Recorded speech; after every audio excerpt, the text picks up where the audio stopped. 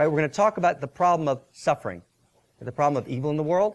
How do we live in a world of outrageous pain, right? And from that place, we're going to kind of end, and then we'll take questions, right, on what we talked about, or if there's something pressing on something else, and we'll each answer the question, right? So you'll be able to kind of hear, right, the play, right, in the answer. So we'll actually be continuing our usual dialogue, right, through your questions, okay? And, you know, I talked about Ken very little before, just kind of very understated. So I just want to say one thing, right? Ken has two things going for him, but the second one's much bigger than the first. He's got an insanely great mind, right? That's awesome, right? He's kind of a pandit integrator, actually standing and integrating and weaving in a way that's virtually unparalleled in the generation. It's a stunning integration that's actually shifting the source code of what's possible. And I made a decision to locate myself here, and I wouldn't have started the think tank with anyone in the entire world, not one other candidate other than Ken. There wasn't two people in the running. There was only one. There was only one person possible to do this thing with, right, in culture in this moment. But that's actually his second best attribute. And his first is he's a wild, outrageous lover. And in the deepest essence of who he is, everything he is about outrageous love, and the entire Integral project is about weaving, creating the force of attraction, which everyone and everything has a place at the table. Everyone's included, nothing's excluded, to weave a possibility, right, of a world of outrageous love. And so from that place, and in that place, we live in a world of outrageous pain. Yes, absolutely. So take us in. Take us in, man. Those shoes, by the way, are fucking awesome. Just saying, right? So let's just start. I mean, we've begun this conversation. Yeah. Like, what do we do with the problem of pain? And you don't address it a lot in your books. A couple of places here and there. Like 8 years ago at Integral Spiritual Center, I think it was Patrick Sweeney who asked us a question about. We had that exchange.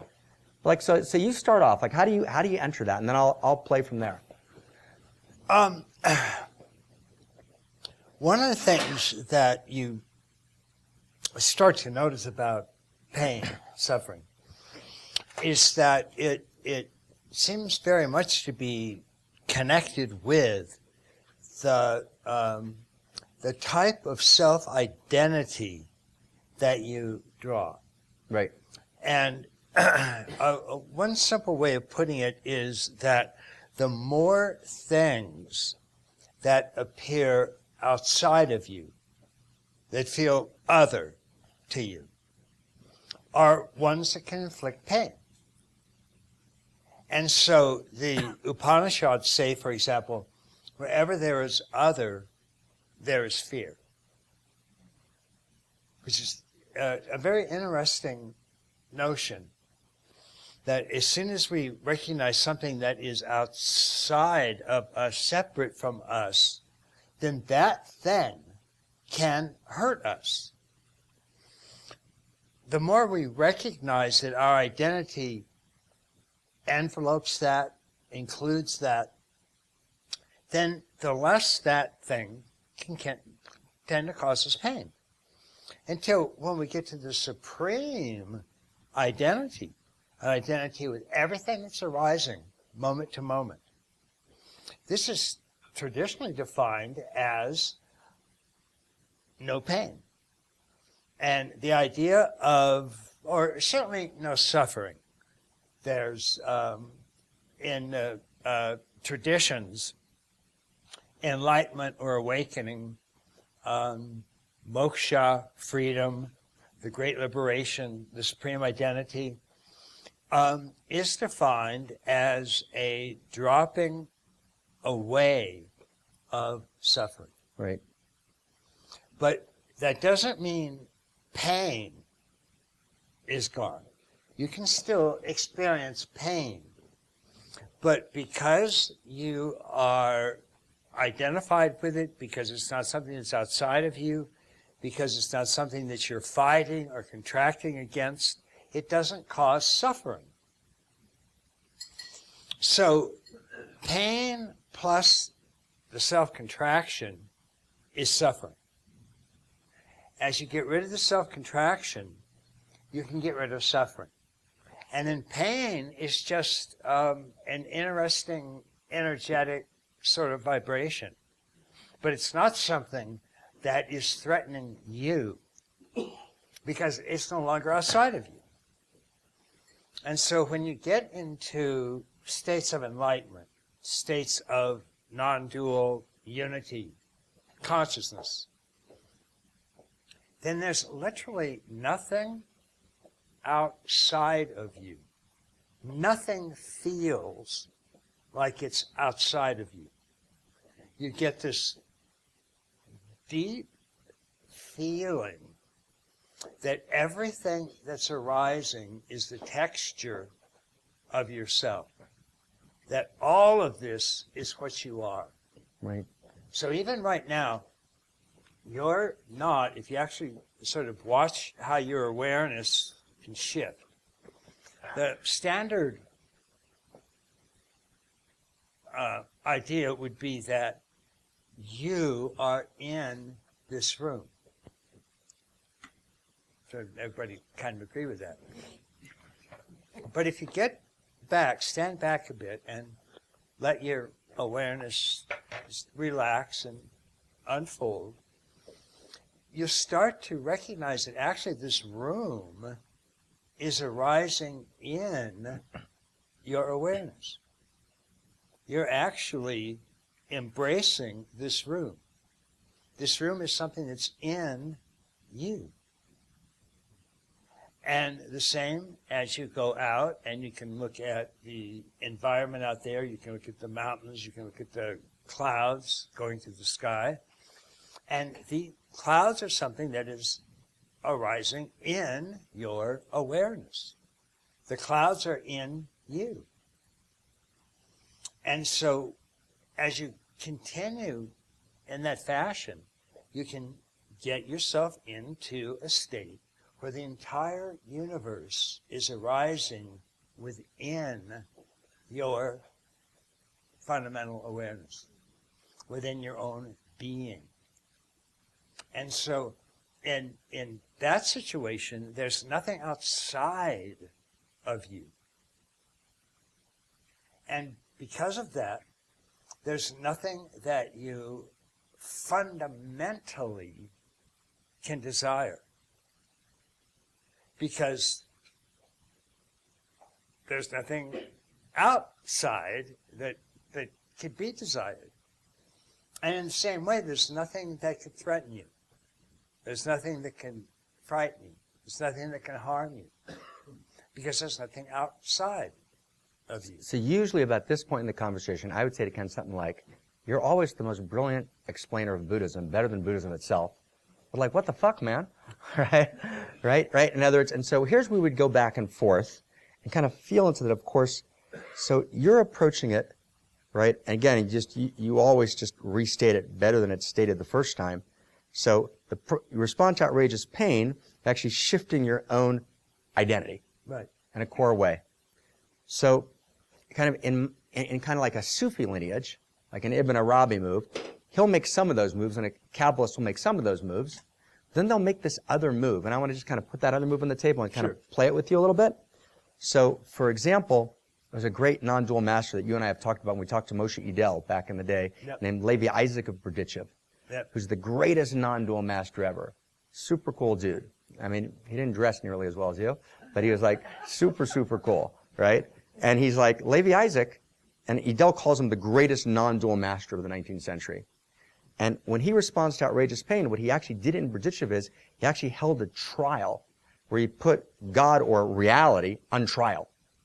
And he actually called witnesses, right, from all the surrounding towns, orphaned widows, people who were destitute, right? And this great non-dual master, who was a kind of a Abhinavagupta kind of figure, that kind of figure, right, in terms of his writing, in terms of his depth, he puts God on trial. The trial goes on for a couple of weeks, and then since he was the local rabbi, he was the arbiter, he found God guilty, right?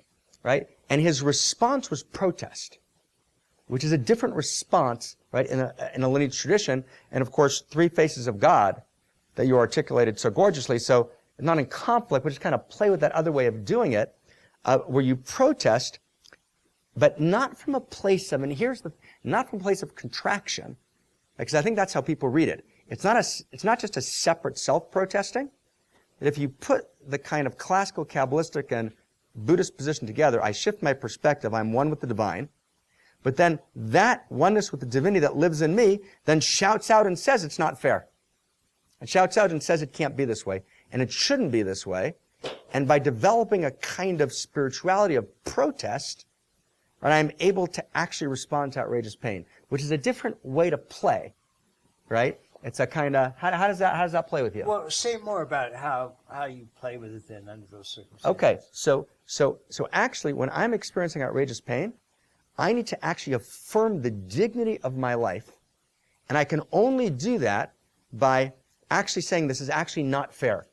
It's not that actually I need to just shift my identity, which of course I do, right? Yes, but actually, it's like prayer affirms the dignity of personal need.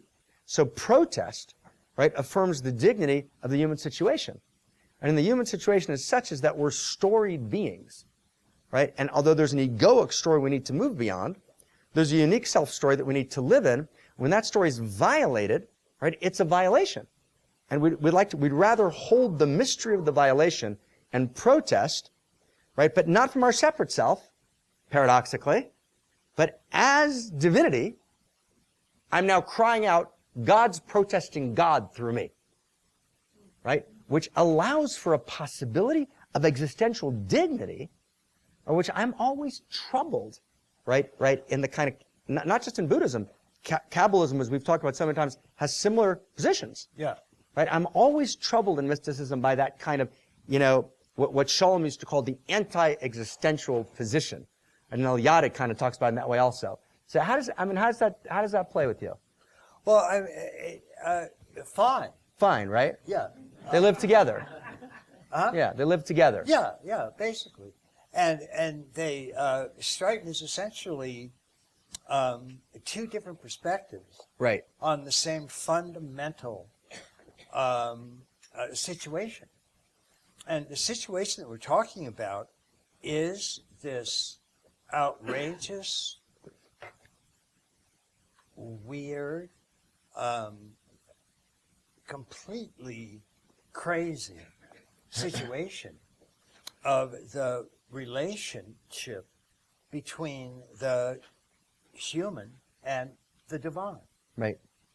Because they're in so many ways, they are deeply interwoven. They deeply need each other. Right. They have, on the one hand, just looking at them on the face of it, they have different, if you will, perspectives, Right. different views. Right. And the thing that makes the human condition such an extraordinarily wild condition, Right. is it is at the very least the intersection of these two. The ultimate paradox. It is. It's the ultimate paradox. Completely. Right. Completely. You can only laugh. Completely. And a paradox, I mean, somebody said a paradox is truth standing on its head to get attention. Right. Nice. Nice. Nice. So Nice. it's not just that they're contradictory, although they can appear to be that way, but the contradictions where both of them are known to be true. Right. Right. No, that's great. And so that's very different. Paradox is the core of the whole thing. Paradox is the core of the thing, and paradox is the direct key to this relationship. And by the way, parentheses, I would say if one thing marks integral, it's the ability to hold paradox. It's there are so many different aspects about that, but paradox is core. Let's come back. We'll come back to paradox afterwards. Yeah. But and it also it's tied up with the opposites. Right. So what we have in the manifest world is a world of opposites, and so you have virtually no concept makes any sense unless it's contrasted with its opposite. So infinite doesn't make sense without finite, and Right. pleasure doesn't make sense without pain, and inside, outside, and etc. Almost any Right. concept we use has meaning only in terms of its opposite. And so one of the things that, of course, humans want to try to do is when they describe their situation, Right. they want to describe it with a set of concepts or a set of ideas that they think captures essential truth. Right. But right there we're stuck with a paradox, because the very concepts that you use Right. to describe what you think are true only make sense in terms they're opposites. Right. And so you can never get rid of those opposites. And in a sense, that's what a lot of the non-dual theorists say, is that here's why ultimate spirit is non-conceptual, or why you can't approach it in theoretical terms or just conceptual terms. And that is that any concept that you use to try to approach spirit is going to make sense only in terms of its opposite. But spirit doesn't have an opposite. It's not just half of the world. It's the entirety. And Abraham Cook has a beautiful thing. He says, the holy has an opposite. The holy of holies has no opposite. Exactly. It's its very nature. Exactly. It can't have an opposite. Exactly. So let's go back to the human, because let's just look at just the paradox we just played with here. So, and I think, so you put this position into the space, which is, and gorgeously, so you have to shift your own self-perception, right? And when you shift that, right, pain doesn't go away, but suffering, Right. to a large part, goes away. Right. And then this other position, right, which is, no, actually, you affirm the dignity of your suffering and you protest, where now, in the old world, that would have caused a theological war, right? It's like, oh my God, which one's true, right? And what we're saying now is, no, actually, those are two faces of reality, right? And those two faces of reality emerge from, let's just unpack it for 2 minutes and pass it back to you. If I basically experience reality from a kind of mystical perspective in which, right, there is no other, right? You got to move beyond the personal and kind of realize, right, the essential underlying oneness of everything. Right. Move beyond separate self to true self. Right. Right? As you always love to say, quoting Schrodinger, right? Singular that has no plural. Right. Right? So then, if you're suffering, move to true self. That'd be the move you'd make. But if you're kind of roomy and you're falling into the arms of the beloved, and the beloved just fucked you over, right? And if you can't actually call a person you're in love with on actually inflicting pain, then you violated the relationship. So the only way you can restore, and it's from that perspective, it's not a theological problem, pain. It's an intimacy problem. There's a violation of intimacy. And as divinity becomes not just no-thingness, but the infinity of intimacy.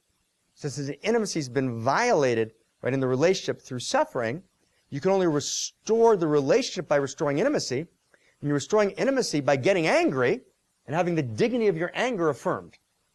It's kind of but we don't need to fight it, because actually those are two perspectives that live in paradox, what you would call the first and second person of God, and you get to actually be in both of them. Well, that's the thing. That's stunning.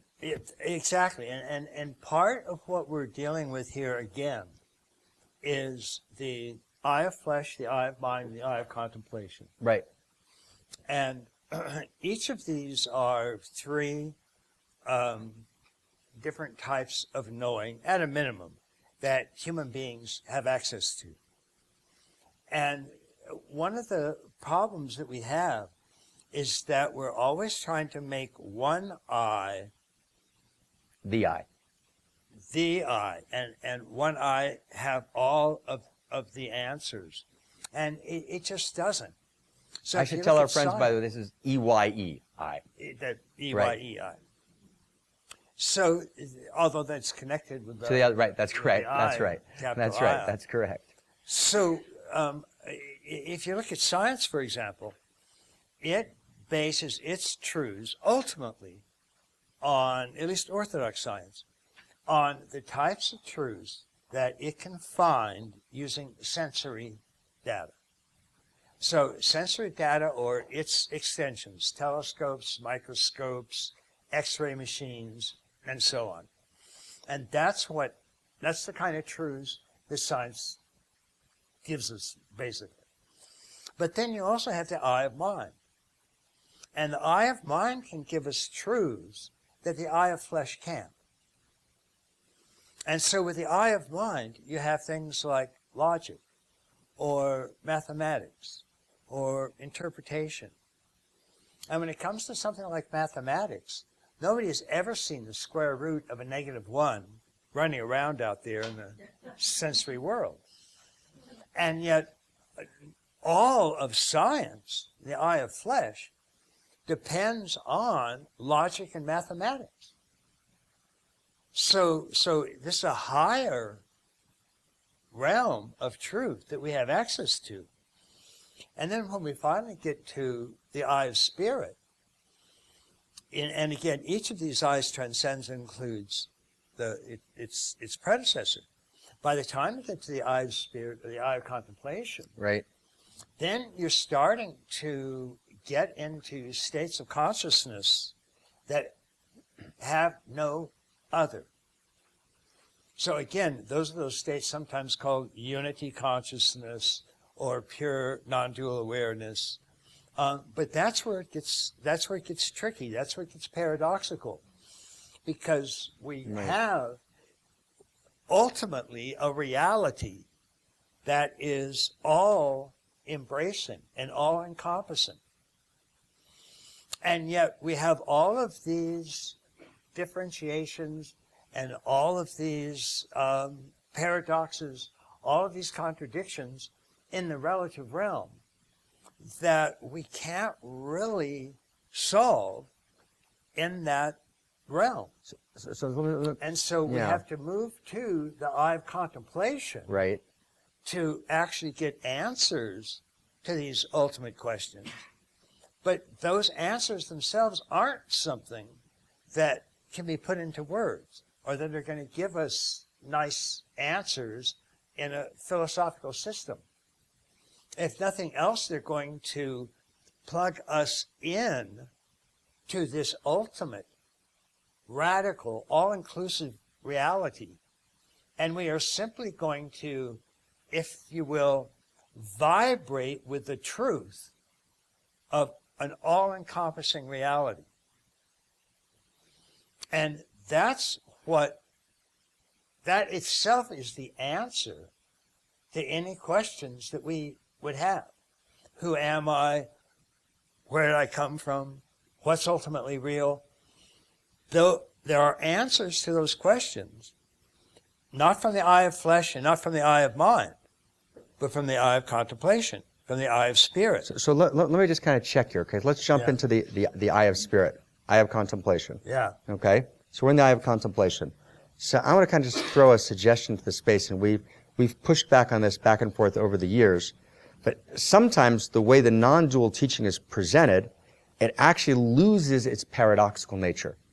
Right? That is to say, paradox is thought to exist in the manifest world. When I actually get to oneness, right, there is no paradox, which is paradoxically non-paradoxical. Right? Right? Meaning that I can be a master of total oneness, total non-dual unity, and there's still other. And the other is the personal face of essence, right, that knows my name. Now, in Kashmir Shaivism, for example, they refuse ultimately to hold the paradox, because as you know, in the tattvas, the highest levels, there's just the one. In Kabbalah, they hold the paradox. That paradoxically, it's different than Kashmir Shaivism, that actually you're in the complete oneness. The place that there's no paradox at all, and there's other. And who's the other? Right? Divinity, that's you, but that's also holding you at the very same time. And that's this wild paradoxical move. And without that paradoxical move, right, oneness, so in some sense, there's one taste, but the paradox is there's two tastes. And the two tastes exist even in the highest oneness. So I remember, right, in those months before kind of the three eyes of the three faces of God got formulated, God in the first person, thou art that, non-dual. God in the second person, I, thou, and God in the third person, the energy of the cosmos, third person. I remember we talked about Levi Isaac of Bridges of the Story, the same master who would make a blessing, right? And he would say, Baruch atah Adonai, blessed are you. He would go, blessed are you, you. He would faint in ecstasy, right? Because the you was so real that he realized the you wasn't a concept, the you was a realization. It was an actual realization of the eye of contemplation. Right. So the eye of contemplation, paradoxically, kind of, and that's where it becomes a great, beautiful, integral ability to hold total oneness, so that all the question is removed because there is no question, right? And then the other side is, right, the answer to the question is the question itself. Let me just go one more second on that, meaning, and then back to you. So if I question, why is this happening?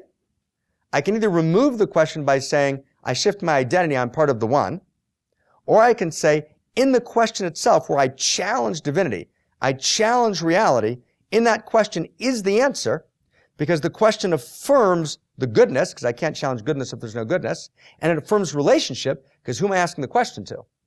Right? By questioning itself, I'm affirming the relationship. I'm affirming that we love each other, right? And if you hear my anger and we're angry at each other, the dignity of my anger restores our relationship. And I kind of feel like in modernity, we kind of, when we give an answer to suffering that is only the Ramana Maharshi answer, without the Kabbalistic answer, we lose something. We need to hold. Well, I think that's the thing. That was the integral move. Well, both of those are one way of looking at it. Right.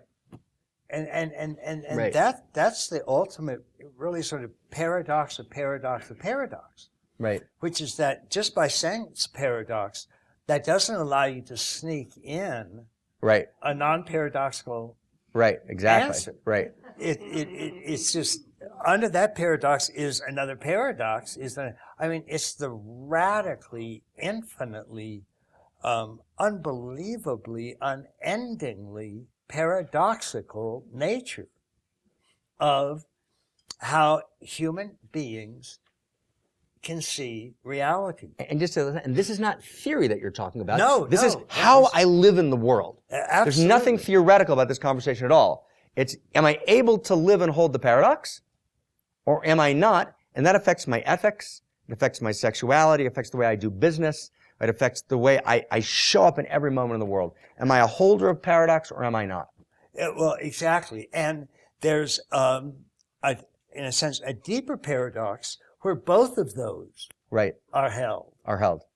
Right. And so that's what stops either one or the other from being, sort of the final answer. Paradox is all the way up, all the way down. All the way up, all the way down, all the way in, all the way out, all the way right. left, all the way right.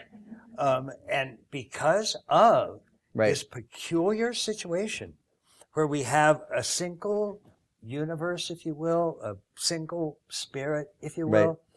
but that it is manifesting. And so that means simultaneously, infinite spirit is remaining itself Right. fully, but Right. it's also going out of itself fully.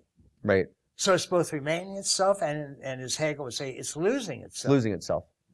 And so right there, you have a formula for a universe that is always going to be doing that. Right. When All the you're time. trying to get to the ultimate answers, it's always going to be fully itself, fully out of itself, fully paradoxical, and paradoxical about paradoxical, Right. and endlessly. Because anytime you stop that, then you fixed on just a single monolithic Right. answer. Right. And that's the one thing it isn't Right. that. Which is why the traditions lost uniqueness. Because, Yeah. right, uniqueness seemed to be, if you move beyond your separate self and you're part of the one, how could you also be unique? Right? And I remember 10 years ago, when we started talking about it, everyone said, that's completely crazy. You become no self because you can't be unique if you're part of the one. That's kind of obvious, right? Yeah. And it's, of course. And then the answer is, of course not. Right? Actually, paradoxically, I can move beyond my separateness. I can be completely part of the one, and yet utterly and irreducibly unique in the very same moment. Right? And without that realization, and in that sense, I would say that the great traditions, not in their most esoteric form, but in their most taught form, were actually guilty of actually refusing to hold paradox, right? Because paradox is hard to hold. Exactly. And again, but behind all of that is paradox is the truth standing on its head to attract attention. Right. And that's different from mere contradiction, which is truths that disagree with each other and just disagree with each other. They're just jammed. Paradox are two truths, disagree with each other, but we know that both of them are right. We know that both of them are true. Both of them are true. And that's where it gets interesting. Right. That's where you're getting very close to the Holy of Holies. Right. You're getting close. And whoa. So, and as long as we don't try to back out and take just one of those paradoxes, right, and not the other, then, because as soon as we do that, then it jams. The whole system. And you have to, right, and let's just go maybe one more step. And I think there's some other people on the line, so we'll let them ask some questions. There's a lot of people on the line, but let's maybe try and go one more step back and forth. So the only way I can kind of show myself or people paradox is by pointing it out. So I mean, here's like, not something about a pointing out instruction. You point it out. So is there anybody in this room who's married? Yeah, how's it going? Right? Who's married? You married? What's your name? Gabi. I knew that. Okay. So Gabi, is your husband around here someplace? Where is he? Right there. Raj? Okay. So let me ask you a question. This is kind of paradoxic. So you married Raj. I'm just trying to get. Did you have a choice? There's like basically no one else for you to marry, right? He was like the last guy around. It was like. You're gonna better stamp one up soon. Right.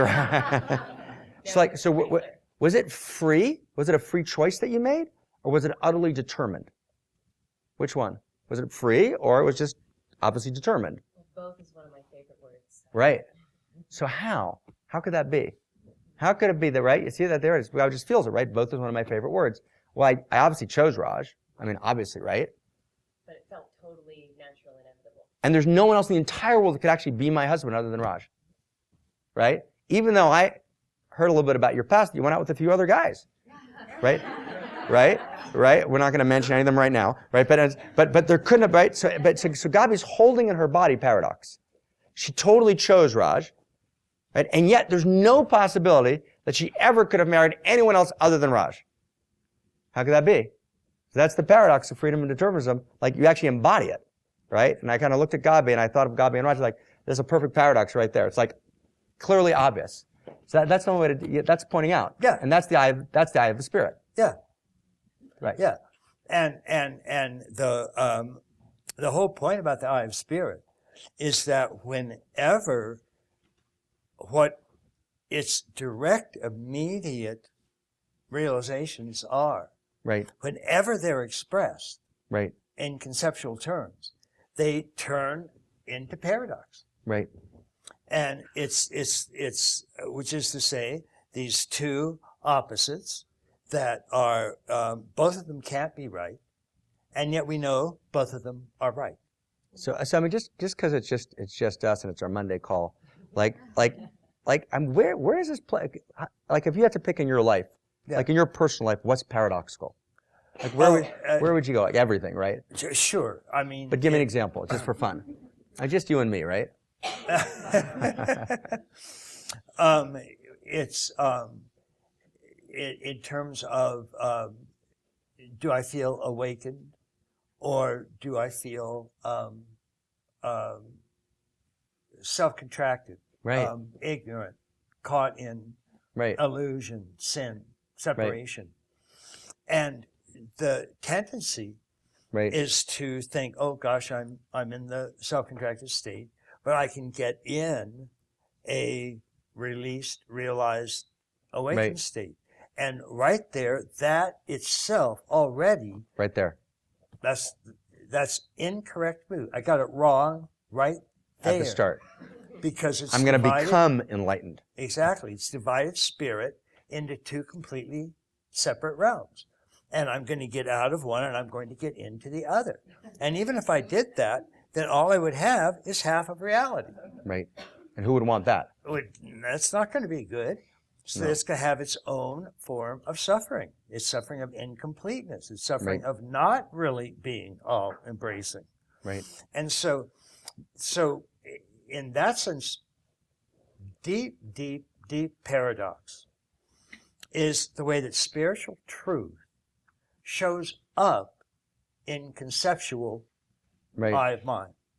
And in your day-to-day experience, you kind of feel both kind of always happening. Total freedom. Yeah. And right. And part of the trick, and it really is kind of tricky, Right. is that if you look at the opposites, the idea is that you really want to be able to get to a position where you can see that all of the opposites are true. So you don't want to end up trying to get just the good, just the pleasurable, just the positive, Right. and get rid of the negative, and get rid of the evil, and get rid of pain, and etc. You don't want to hold on to life and get rid of death, and okay, Right. because underlying both of those is whole reality, and both of those, the negatives and the positives, Right. are just like if you're drawing a painting. You need both light and dark in order to draw this painting. And right now we have this whole painting that's arising in our awareness right now. It's a total painting of all that is. Right. It's a complete painting. Right. And so we can sit at that, and we have essentially one of two possible approaches to it. One is we look at everything that's arising, everything we're feeling, everything we're seeing, and we say, okay, I like that, oh, and I like that, and I like that, so I'm going to try to hold on to that.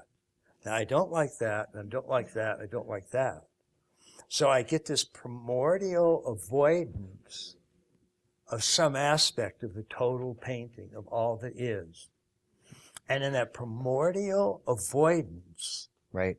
I am splitting reality, and I'm splitting myself from it, and I'm delivering it up in fragmented pieces, Right.